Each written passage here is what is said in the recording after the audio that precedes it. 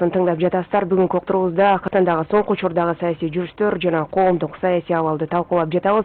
Студиябыздын меймандары Жогорку Кеңештин депутаттары Бокоев Кенжебек Сатынкулович, Акаев Жанар Кубанычевич, ошондой эле мамлекеттик ишмер Бүтүн Кыргызстан саясий партиясынын лидери Мадумаров Адахан Кимсанбаевич бар. Эгерде биздин талкууга ой пикир же суроо берем десеңиздер, конокторго 5777-98 сандар аркылуу түз байланышка чыгып берсеңиздер болот. Бизде алгачкы угарманыбыз бар экен, кабыл алып суроосун угуп койсок, саламатсызбы? Алло, саламатсызбы. Угуп атабыз сизди. Өзүңүздү тааныштырып, сурооңузду бериңиз. Темирлан, Бишкек шаары. Мен бир мындай суроом бар эле, жок. Сунушка пара кете, кандай өзүм түшүнбөй турам. Ушу баарын билип туруп, эмнеге баарын тең тескери кылабыз деген суроо болуп атат. Эмне үчүн бизге парламенттик система жакпай турса, эмне үчүн парламенттик менен баратабыз? Баарын билип туруп, эмнеге тескери кылабыз? Ушул суроо болуп атат. Бул жерде мыкты деген эр азаматтар турат, Адахан Кимсанбаевич. Баары өмүр бою айтып келатат, мындай кылыш керек деп, элдин баары эмне тескери кылат? Жанар Акаев күйүп жүрөт. Жыйынтык жок. Кенжебек байке арманын айтып келет, тескери келет. Эмнеге? Бир сөз менен суроо болот. Рахмат. Бир сөз менен жооп берип койгонго уруксат этиңиз да. Темирлан мырза абдан мыкты маселе көтөрдү. Биздин кыргыз ата бабаларыбыз керемет жооп берип койгон экен да, бир кылымдар башта ушул сөзгө. Таянычың болбосо, таамай сөздөн пайда жок дейт. Түшүнүп атасызбы? Таянычың болбосо, таамай сөздөн пайда жок. Эгер биз канчалык туура сөздү айтпайлы, таянарыбыз болбосо, таянычыбыз, ар бир саясатчынын таянычы бул эл. Ошол эл, ошол сөздү колдоп, ушулар туура айтып атат деп. Маселен бир мисал келтирип коеюн. Мына Арменияны караңыз. Арменияны караңыз. Кеткен президент, мен кетпейм, конституцияны өзгөрттү, парламенттик өтөбүз, премьер-министр болуп калды эле. 1 миллион калк чыкты да. Бир жуманын ичинде ордуна коюп койду. Бир жуманын ичинде. Ошол учурда Ереванды караңыз, башка шаарларын караңыз. Бир гезит же нан саткан күркөнүн терезеси сынган жок. Бул демек коом, маданияттуу коом, активдүү коом, өзүнүн келечеги үчүн күрөшкөнгө даяр коом. Бизге бирөө жасап берет эмес, биз тагдырыбызды өзүбүз жасайбыз деген коом. Мына жөнөкөй эле журналист чындык үчүн чыркап жүргөн Никола Пашинян дегенди көтөрдү дагы премьер-министр кылып алышты. Көрдүңүзбү? Демек, жоопкерчиликти жалгыз депутаттарга эмес, жогорку кеңешке эмес, өкмөткө эмес, президентке эмес, жоопкерчиликти коом дагы сезип билиш керек деп айтып атканым сөздө. Ошол таянарыбыз биздики эл болот. Абдан туура айтты. Эмнеге Жанар күйүп жүрөт дагы, жыйынтык чыкпайт. Эмне үчүн Мадумаров мындай болбойт дейт дагы, жыйынтык чыкпайт. Кенжебек байке мындай кылып атат, жыйынтык чыкпайт. Жыйынтыкты коом чыгарыш керек да. Биз жалгыз киши эч качан мындай бир нерсени өзгөртүп жибере албайт. Коом. Кошумчалап койсом болобу? Дагы бир маселени айтып атпайбы, ушуну кошуп айта кетсеңиз, биз эмне себептен парламенттик башкаруу бизге жакпай атса, эмнеге аны тандап атабыз, эмнеге ошону көздөй кетип баратабыз дейт. Саясий баягы партиялык система менен тандоо жакпай атса, эмнеге биз ошол нерсеге кетип баратабыз, сетирип баратабыз деген ой. Менин пикиримде парламенттик башкаруу мындай идеалында туура эле. Мен парламенттик башкаруунун мындай жактоочусумун. Ошол эле Арменияда дагы күчтүү партиялар, маселе биздин партиялар ошол парламенттик башкаруу деген сөздү дагы жек көрсөтүп койду. Азыр Адахан Кимсанбаевич айткандай, мисалы эл мындай кийинки шайлоолордо ойлонуш керек да. Бир министр саякаттап кетип таптакыр иштебей коюптур мисалы. Аны кызматтан алдык. Бирок ошол министрди бир фракция жылдырды да мисалычы. Ошол фракцияга эл эртең сен дайындаган министр саякаттап кетип вообще иштебейт экен. Жумушка келбейт экен, орун басарлары кошо саякаттап кетет экен. Ушу башкара албады, бир тармакты тарта албады деп туруп, адамдар ошол партияга добуш берүүдөн баш тартыш керек да. Ошол эле СДПКга мисалы, эмне үчүн бүт жоопкерчиликти алдыңар, карызды алдыңар, туура эмес иштеттиңер, акчалар желди деп туруп добуш бербеш керек да. Эл жоопту биз канча сүйлөгөн менен жоопту эл берет. Баары. Анан алар ошол эл кантип добуш берет? Сөзсүз эле көчөгө чыгып таягын көтөрүп, ак үйдөн кууп чыгуу эмес. Эмага жеткир деген учурда өзүнүн добушу аркылуу мындай шайлоо күнү ошондой бир чечим кабыл алыш керек да. Анан мисалы азыр ошол мен айтып аткан партиялар азыр кенен жүрөт мисалы. эң шайларында утуп келебиз, Кудай буюрса. Утат, алар эл менен иштешпейт, алар курсак менен иштешет. Ошон үчүн азыр биздин милдетибиз мындай баягы саясий түшүндүрүү иштерин, даават дейбизби, мындай баарына түшүндүрүп чыкканга мындай аракет кылышыбыз керек да. Башка жок болбосо азыр партиялар 5 жылда мисалы мөңгүнү талкалап десем макул деп добуш берет. Башка кылып боло десем макул деп добуш берет. Мына эртең өкмөттүн отчетун бюджет боюнча кабыл алабыз, аны баарыбыз колдоп беребиз мисалычы. Анан ошону шайлоочулар аң сезими жетип кийинчерээк мындай силер ушинткенсиңер деп кийин тизмени алып ким кандай добуш берген. Ошого жараша мамиле кылганды үйрөнүшүбүз керек да мархаматтан. Байланышта кийинки угарманыбыз бар, саламатсызбы? Алло, саламатсыздарбы? Угуп атабыз. Атым Жылдызбек. Мен эми угуп отуруп айтпаганга туура келип атат. Мына кече курултай жөнүндө айта кетейинчи кыска. Эми мен сурадым да, бул кандай ким каржылап атса өзүбүз акча чыгарып, ортодон чыгарып атабыз деди. Мен де 500 сом бердим. Барып көрдүк да. Кече бүгүн эртең деп тур. 100% мага капа болбосун туура эми. Bir жылдык эмесин баа беришти, президентибиз жаңы шайланган. Анан карап отурсам, кечегилер да. 100% кечегилер. Залда отурдум, карап отурдум, бирөө чыкса, мисалы Бекназаров мырза чыкса, каптагайып чыгып, сүйлөсө ошонун тараптары бир тарапта бир бурчта турат, кол чабат, бир бурчта тигиниге кол чабат. Анан карап отуруп, барып айтмыр, сүйлөсө болобу? Сүйлөсө болбойт. Анан айтып, андан көрө концертке да барып келсем болмок, 500 сом силерге беричи деди. Анан мен таң калдым да. Bu geçegilерден айрылбайлы мен айтайын дегеним, мен булар мына мен айтты дейсиздер, Кенжебек мырза. Мына убакыт өтөт, 4 ай 5 ай өтөт. Эгерде бирөөсү кандай максат менен барды, мен билбейм. Булар илгертеден бери бийликте жүргөн адамдар. Биз мына кара тамандар. Качан гана төңкөрүш керек, Жылдыз жүр, балдарың эрешип кел, 2005-те, июнда, апрелде чуркап жүрөбүз да. Анан карасаң эле ушулар. Не бул жалганбы? Бул качан элди бөлүп жарган токтотобуз?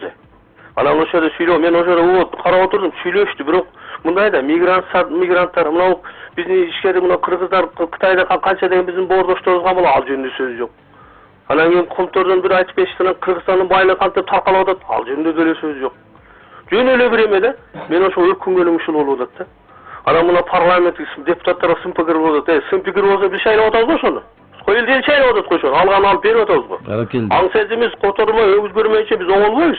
Берип аткан деп. Биз мына таза шайланып киргиздик, бирок подкуп деген токтобой атат го. Анан биз парламенттик, нанайнар биз качан парламенттик өлкөгө барабыз, эгер парламенттин акыбалын көрүп турсаңар, жарымы уктап, жарымы келбей, жок болуп атса. Анан мен деле айтат, базарком деп туура айтат. Анан эми ушул болсо ушулар мыйзам чыгарабы? Анан ушуларды качан биз оңолобуз? Биз айтып атабыз, мына жаларда деле мен колдойм, мына жаш өсүп келе көрүп атат дегенде, биз жаштарда көбүрөөк басымдык кылалы десек, ага деле тоскоолдук болот. Эң башкысы мен ойлойм да, ушул кечирип койсун кээ аткан нерлер. Ушу дагы 5-6 ай кимиси кечирип койсун, мен айтып атам, болсо кимиси кандай максат менен ой менен келди, жумуш тийбей калышы мүмкүн баарына. Эртең чыгышат ушулар эле. Кайра эле ушулар оппозиция болуп чыгышат. Дагы элди көчөгө чыгышат. Ушулар канына сиңип калат экен да. Элдин Кыргызстандын кыргызчылыгы эч ким деле ойлобойт. Алар эртең эле жумушка берсек болду экен дейт да, мына мен. Эртең берсеңиз бир экөөсү жумушта. Ошодон ооз басылат. Ошондон кылсак бир ад душы кылалы да, мындай ишибизди кири сактабай, элди бөлбөй. Эртең кече эле камчысын чаап жүргөндөр жүрдү го. YouTube'да качса бар. Мына Надыхан Кирсанович капа болуп эле койсун. Мен сыйлайм бул кишини. Бирок эми мында мурдагыларды карасаңар, анан бизге акылына зат үйрөтүшөт, турбапчы. Мен эч мындай аброюна эч ким шек келтиргим келбейт, бирок мен жеке оюм бул. Менин жеке оюм, бир партиянын да мүчөсү эмесмин мен. Айтканга акым бар, мен оозумду эч ким тыя албайт. Рахмат Жылдызбек мырза, ыраазычылык билдиребиз байланышка чыккандыгыңыз үчүн. Бул курултайда жогоруда Жылдызбек мырза дагы айтып өттү, азыркы президенттин бир жылдык ишине дагы баа берилди да. Эми бул саясат үчүн мүмкүн коомдун жашоосу үчүн бир жылдык мөөнөт абдан көп убакыт болушу мүмкүн. Сиз айткандай жанагы Армениядан мисал келтирип айтып атпайсызбы? Эми ал жерде дагы мурунку бийликтин эле багы жасап кеткен иштерин, ошол эле кылмыштуу системаны да улантып атат деген дагы пикирлер айтылды да. Эми жогоруда да айттык, эгерде 6 жыл ичинде Алмазбек Атамбаев өлкөнү арка кетирген болсо, эч кандай реформа жасалган болсо, анда бүгүнкү бийлик эмнеден башташы керек ишти, эмне кылышы керек ошол системаны оңдоп кетиш үчүн? Азыркы айткан сүйлөгөн жигиттин сөзүнө да бийликте жүргөн деп көрдүңүзбү? 6 жыл ордунан козголбой отурган киши көзгө көрүнбөйт экен дагы. 6 ай отурган Адахал Мадумаров баарынын көзүнө сайылып бүтүптүр да. 6 ай отурган Мадумаров. Биз жеке мен деп айтсаң мен дейт. Биз деп айтсаң биз дегенler ким деп сурайт да. Мен ошон үчүн айтайын.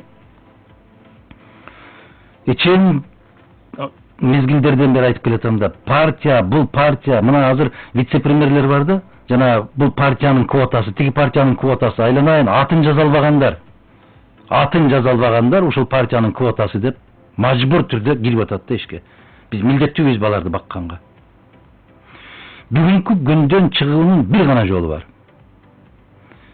Ага эрки жетип бара турган бийлик барбы жокпу, аны келечек көрсөтөт. Эл ишенимине ээ болгон өкмөттү курап, адискөй адамдарды коюп, анан ары карай жылбасак, биз жыла албайбыз бүгүнкү күндө. Экинчи жагы, азыр бир теманы ыргытып койсо ошол модага айланат дагы, ошондой деп кыйкыра берет да. Жаштар деген кыйкырды. Жаштарды да көрдүк да. Байкадык да. Бүгүн бир эле мисал келтирип коеюнчу сизге. 80ге жакындап калган Миталип Мамытович деген дүйнөгө дүңгүрөткөн нейрохирург бар. 40 жаштагы профессор бар. А эмне үчүн элдин баары айлап жылдап 80ге чыккан Миталип Мамытовичтин кезегинде турат? Тажрыйба керек, айланайын, тажрыйба. Бардык жерде тажрыйба керек. Сен китеп окуп алып эле акылдуу болуп кетпейсиң. Ал илим. А илимден сырткары билим керек. Билим эмне менен келет? Билим бул түздөн түз жыйнаган тажрыйбаң аркылуу келет. Анан бир нерсени мында аксиома кылбашыбыз керек да. Баякылар эле баякылар дейт. Мына кыска мезгилдин ичинде Россияны карап көрүңүздөрчү. Бир жетекчи келди, жетекчиге карата дүңгүрөп өсүп кетти. А баякылар эме кимдер болду? Башка дүйнөдөн, башка планетадан келип иштештиби? Мына мисалы Жанар Акаевдин өзү ошол биз орду соктук алып аткан СДПКнын катарында келди. Өмүр бою муну соккулаш керек да, өмүр бою башынан камчы сабыш керек. Сен СДПКнын баласысың, сен атаң ушундай деген, сен мындай болгонсуң, сен ошолор менен чогуу элең, сен ошолордун катарында болгонсуң деп. Ну болду да, болду ошолордун катарында, ошолордун мындай бир иш аракети менен келди да ушул жерге. Бир себепчи болду. Анан кечеки деп туруп муну дагы бир улуу сөз бар да. Улууларга абайла дейт, себеби өзүңдүн келечегиң белгисиз дейт. Ушул сиздин сын пикириңизден кийин жаш муундун өкүлү катары Жанар мырзанын оюн билгим келип атат да. Эми бул жаштан дегенге мен да кошулбайм. Бул адамдын өзүнөн деп ойлойм да. Туура. Малайзияны ким башкарып атат? Ошо баягы деген Махатхир башкарып атат. 93-кө чыгып атат. Америкада ким президент? 70-тен ашып калган Трамп утуп келди. Антейин десең, Австрияда өзүнүн партиясын утуп келип, мен менен тең жигит Себастьян Курц деген өкмөттү башкарып атат. Деген Австрияны башкарып атат. Ошол эле Макрон деле 37 жашында келди. Мындай салыштырам десең, бул эми адамдын өзүнөн экен да. Жап-жаш туруп уурлар бар мисалы. Биз көрдүк го, жап-жаш туруп мына уурдап камалып кеткендер бар мисалычы. Адамдын оюна келбеген. Жаштар улууларга караганда мен мына жаш муунун өкүлү катары айтып коеюн. Баары эмес, айрымдар. Азыркы эски кишилер байыганды бир жерде бир особняк салсам, капкара чоң жип минсем, анан төргө отуруп жилик алсам, ошого ыраазы көпчүлүгү, мисалы. Столдун четинде. Азыр жаштар Дубайда виллам болуш керек дейт. Англияда футболдук клуб болуш керек дейт. Булардын мындай алкымын салыштыра келгенде биздин сыяктуу мындай тең тустарда андай маселе бар. Бирок баары бир коом ошону талап кылып аткандан кийин жаштар дагы жоопкерчиликти сезип билиш керек. Бир жашка кызмат берип койсоң, эртеси аткара албаса, экинчи жолу дагы бир жаш келсе, ал бирок мыкты болсо, ага ишенип артпай койот. Коомчулук.